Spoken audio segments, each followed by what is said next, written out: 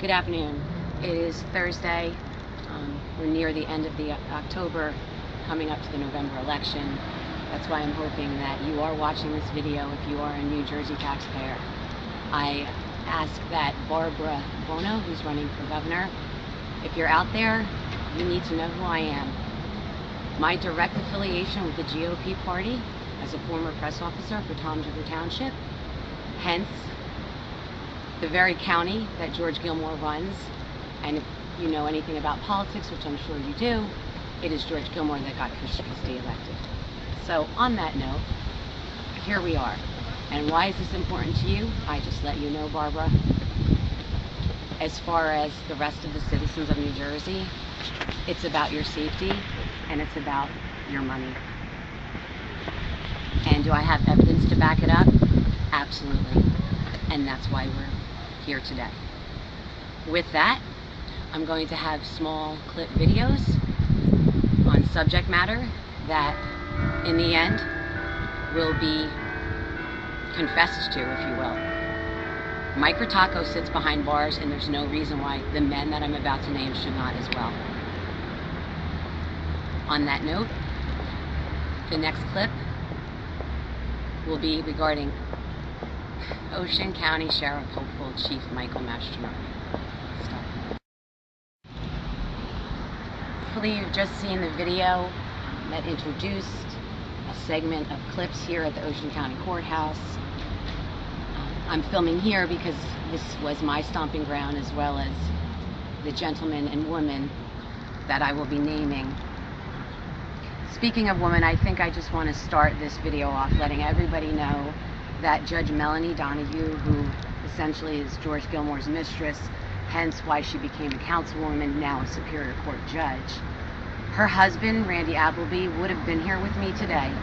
However, due to the fact that he is divorcing her, which will clearly be understood when I tell you what I'm about to tell you, his attorney said it may not be best that he's filmed. As far as acknowledging everything that I'm saying, to confirm to you residents of New Jersey that it's true, Randy said he's willing to speak to any authority and or media outlet. So feel free to contact me and I'll contact him. On that note, the courthouse represents justice. How is there justice when a woman sits as a Superior Court, family court judge, when her own husband was witness to her physically abusing her mother, thus then making her a ward of the state?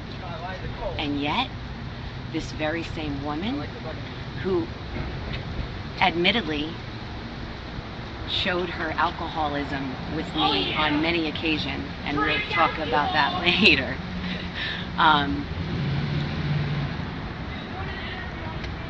it's been confirmed that drank in the morning. I don't know if she drinks now before she goes to work, but her husband will let you know that he has drank with her in the morning, as well as smoked marijuana. On that note, as far as marijuana is concerned, they will say that I have, and absolutely, all the time, especially with Greg McGuckin. Did Greg ever smoke? No. Did he watch me, his girlfriend of a year, smoke all the time? Yes. At his home, in the car, when we were in Washington. So obviously I've just named a Superior Court judge and your assemblyman who just don't deserve to be where they're at. I don't, I'm not a politician. I don't speak very well. As you can see, I'm usually used to being on the other side of the camera. So with that, I'm done with Judge Donahue, and I will move on to Mastronardi. I'd like to continue on the subject of Greg McGuckin. Long story short, I and Lauren Kidd are the reporters that uncovered the fact that he could not run for mayor because of federal liens against him. We were tipped off by Carmen Amato. Wherever you are, Carmen, God bless. I hope you're doing well.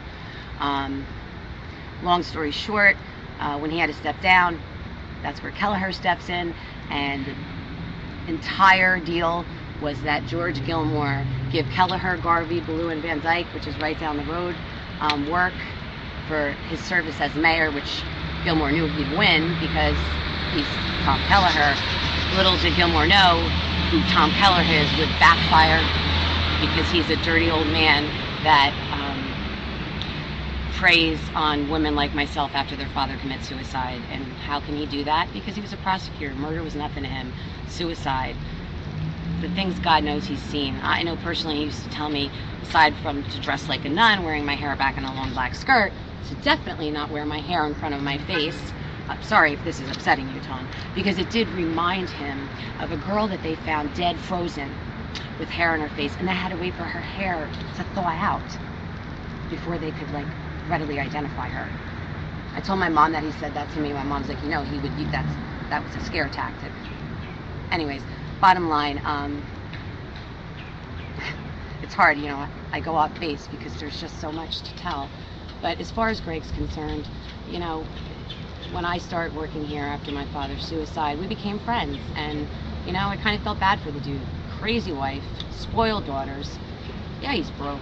Trying to keep them happy, I guess. I don't know. But the bottom line is, I thought he was my man. I thought we were going to have something good until I don't know, until I saw that he wouldn't defend what was right when I wanted to, especially with council members crossing that line with the Faulkner form of government, harassing me and attacking me. I have emails on the site to prove it. Greg warning them, don't say these things in an email because it can be Oprah'd. By the way, if I was a New Jersey taxpayer, specifically living in Ocean County and Toms River, I would start Oprah, not the very successful African-American woman who hangs out with Barack Obama. Oprah, Open Public Records Act, meaning you, the citizen, has a right to go and say, I need to and want to and demand to see their documents, their emails. You have that right. As far as Greg, I'm going to end it on a more professional note that I will, in another clip, let you know of all the illegal activity he has been and may very well still be involved in. I just spoke to you about Judge Donahue, who has used Sheriff Hopeful Michael Mastronardi, now your police chief, on more than one occasion to harass Randy Appleby. But we're going to let that sit to the side for a moment, because I'm going to quickly discuss my affiliation with Mastronardi and why there's no reason for you to believe that everything I'm saying is not the whole truth and nothing but the truth, so help me God. As a reporter, I dealt with Mike Mastronardi on many levels, from murders to burglaries to, so the bottom line is, when I became a township officer, I went from, as a reporter, you kind of have to kneel to these officials to give you information. And it's a shame because, as a reporter, you know the truth. And you say, I know the truth. And the police say, well, you can't say that, or you can't, or wait for us. So the media is just, it's a shame. Your hands are tied. But when you work for them like I did, well, then you have a whole different relationship with the chief of police, hopeful sheriff. Bottom line, Allison Newman. Chief Mastronardi covered up the drug overdose of a township attorney who was found dead underneath her desk. Cindy Assay, wherever you're at, you were on Oxycontin when you confessed this to me. And let's remember, we are Allison's grave together, so she hears you and is watching everything you say. So don't deny it. Secondly, Julie Alexander, the citizen who was abused emotionally, spiritually, and I don't know about physically, but God knows the woman was scared of Mastronardi, and we had to cover that up. Sorry, Lauren Kidd and Christine from Gazette. And lastly, we have personally Mastronardi saying to me when I drove home from Linda Valeri's house, Buzz, just like Melanie was, and we got in our cars and I got pulled over and I used who I was for the first time, and I called Mastro and said, I'm so sorry I abused the power. And he said, Angela, abuse the power. I'm going to start this one off again with McGuckin really quick, only because of his affiliation with Governor Christie. They went to law school together. Though I personally was very involved with Chris Christie's campaign as far as being by Greg's side, from backyard barbecues to highfalutin cocktail parties in LBI, which, by the way, that one actually had these liquor shots with shrimp, and you could get really buzzed really quick just by eating shrimp. Amazing. So bottom line is I remember being outside the winery with Greg and Christy walking up, and Greg so proudly introducing his trophy girlfriend. I'm not saying that to be conceited, but I'm all Italian. I look good. I know I look good. That, hey, this is my girlfriend, Angela Sandriello. You know, as far as Christy always being in town hall when he started off his bus tour, which, by the way, if you've seen all the videos, Randy Appleby's was on the bus. So he's got some really amazing stories to tell. But the bottom line is, as Gilmore got Christy elected, Gilmore has put Greg in every political position he's been in. Definitely he's sitting in Trenton because of Gilmore and Christy. On that note, Chris Christie, I call out to you right now. You know me, you remember me, and you can't say you don't. Not only do you know me, you knew what happened. You knew what happened to me. You can't tell me you weren't tipped off about sexual harassment. Isn't that enough to say, guys, what the hell's going on down in there, Tom's River? That's wrong. But no, you ignored that as you ignored a lot of other things because you want to be the president, not the governor. And I didn't even know Bono was running until the other night.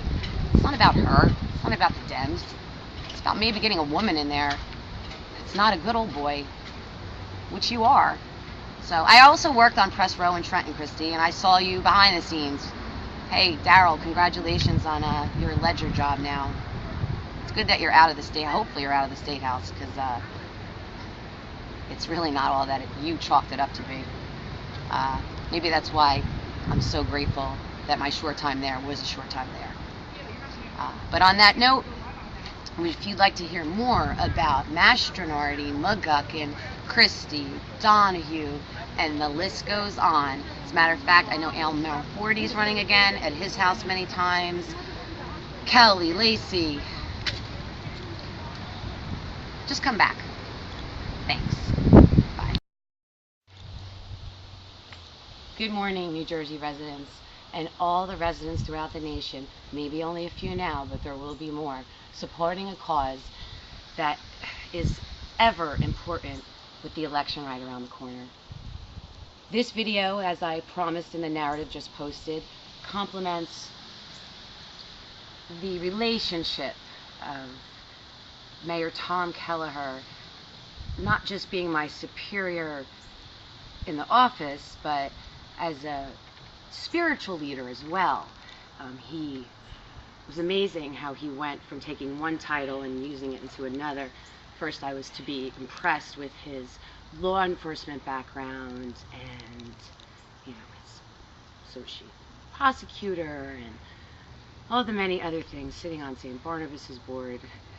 I don't know, he has a long list to do with many important people. But it was when my father committed suicide that he took on the role, I say the Pope, and that all comes back down to the fact that he would ask me to wear my hair and dress as a nun. He would give me articles, if you could just see the date. This is Saturday, May 23rd, 2009. Pope YouTube website launches. And then I would, if that wasn't enough. No, actually, he cut this one out. Poking the Pope. Yes, poking the Pope.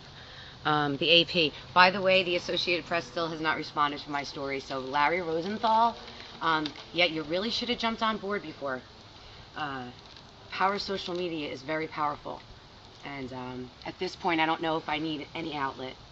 I've got Facebook. Thanks, Zuckerberg. So back to Tom. These are pictures. While I guess maybe he was insecure about his age, so he would show me pictures of his youth. This is how handsome I was and what I did. Saying to me, keep these photos. Keep them, Angela. Of course, I never got one with Carol. And Carol, I want to make a public apology right now. Let everybody know I'm sorry that you're going through whatever you're going through because of this. But believe me, it's good that it's happening. And here we are, Tom by the pool, with, again, I don't know who these men are. Somebody important, I assume. And then the along with saying that, oh, well, you never got confirmed, you should get confirmed. All the magazines started to come in. Just dropped on my desk. Oh, did you get your married? Just this one. Actually, I've never read any because I just need to let the Catholic Church know, specifically the St. Joe community. Men like Tom Kelleher, leaders in the community that are corrupt, when they do such things to your, by the way, I'm an adorer there, to your congregation, it turns us off to Christ. It turns us off to the Pope. It turns us off to the entire theory that you're the foundation of Christ Church. So yeah, you need to work on men like that in your congregation, especially when they're lectors.